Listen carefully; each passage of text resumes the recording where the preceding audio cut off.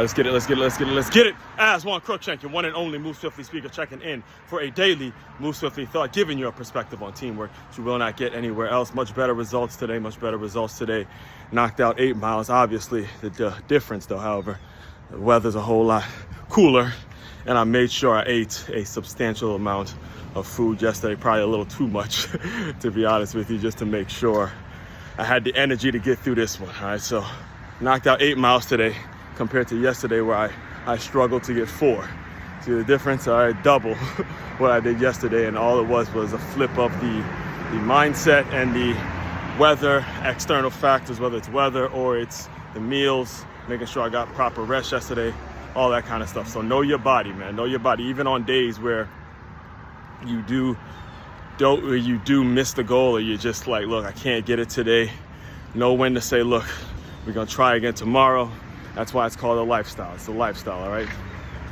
Which brings me to today's Move Swiftly thought, and it's gonna kind of be a follow-up from yesterday's Move Swiftly thought, where I spoke on job interviews and the importance of podcasting as it pertains to the way we conduct job interviews. I was using the new hiring of J.J. Redick to the Los Angeles Lakers as their head coach, using that as a reference point to understand that job interviews can happen anytime, anywhere, wherever you are. They're happening right now as we're talking. There's someone looking at me thinking about if I should bring this guy in to speak.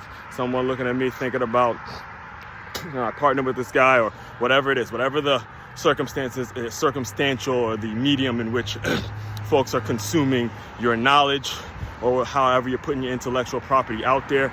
Job interviews are happening 24 hours a day, 7 days a week, 365 days out of the year. They're always taking place. Here's an example, all right? And I'm blessed because I was trained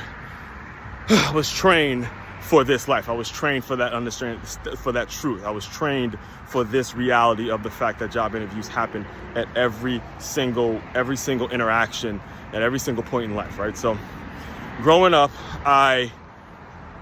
there was this mall, all right? My sister and I first of all, my sister has had a job since she was 14 years old. She was 14 years old, all right, and she has not been without a job since. And I've always been the one, I've kind of been the entrepreneur of the family, because I played football, and football kind of took the place of me having a part-time job and, going to school while having a part-time job and all that stuff. So, I was the football guy, but I went home, and the mentality of my sister was, look, always have to have a job, always have to have something that's putting money in your pocket, all that stuff. So there were some points there where we didn't have much going on from a football standpoint, particularly in the summer, like early summer towards the spring, where school wasn't going on. The only thing we had to do was show up for practice. So there were some points where I tried to go out and get a part-time job just to work for the summer, and my sister and I would walk the mall and go into store after store, looking for part-time work for me. She's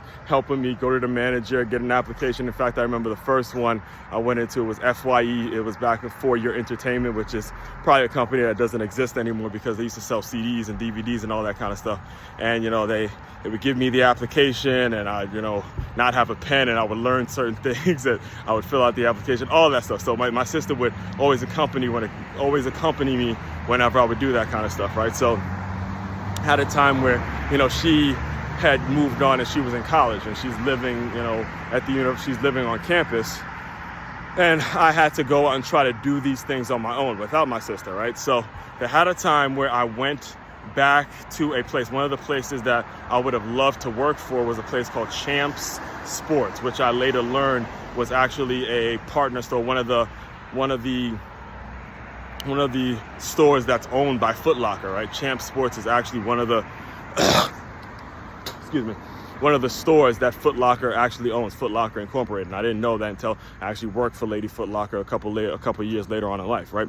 So anyway, I remember I was like high school, must have been maybe my junior or senior year in high school, where it was the summer, and I just walked the mall. I took the bus, I walked the mall, see if I can get me a part-time job at one of these shoe stores, one of these sports places, because I used to love wearing jerseys, get a discount on some merch and all that kind of stuff.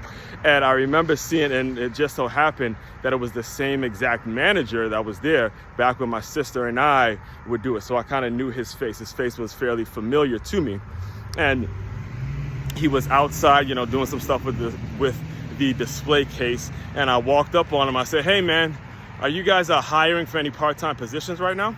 And then he stops me. He goes, we can be. And he goes, so what makes you, you know, we start kind of having a little dialogue. He goes, what makes you think you're qualified, right? So can you, and then he just put me on the interview right there on the spot. He goes, all right, so can you look at a person and tell me what their shoe size is before they ask you? So if somebody comes in and they are looking for a shoe, can you tell me their shoe size before they tell you what their shoe size is? Interviews happening on the spot. Now, I couldn't do it because I didn't know that, but the question in itself prepared me for a lot of the things I'm doing now in regards to, are you continuously preparing yourself for your dream situation, your dream career, your dream thing that you want to do, and equipping yourself with the questions that you're going to need to ask when the opportunity approaches itself. And that's what it has. That is the way you got to approach a world, a life, a situation, a society that has become all about a situation where it is no longer, job interviews are no longer formal things where you go on Indeed and you get a call and all of a sudden you get this second interview, all that stuff is going on every single day with what people can see and find about you on the internet. And that's the way business moves. That's the trend that's going to continuously be the trend. That's what has to happen. So the question becomes, the takeaway becomes from today's Move Swiftly thought is, are you being prepared? Do you understand what it is you want to do, what specifically it is you want to do, and are you going to be prepared to answer the question right now, regardless of the time, regardless of when it gets posed to you? Can you continuously set up your business, set up your life, set up your mindset in which you're continuously answering the questions of your ideal consumer and ideal customer, and turn those ideal consumers and customers into clients? That's what you got to do, all right? Main website to check out to dive deeper into all my work, makeyourmove.com. That's MAKEYAMOVE.com. One-stop shop for all your teamwork and your self-development needs. Aswand, Cruickshank, your one and only Move Swiftly speaker, checking out. You guys continue to move swiftly. We will talk more soon.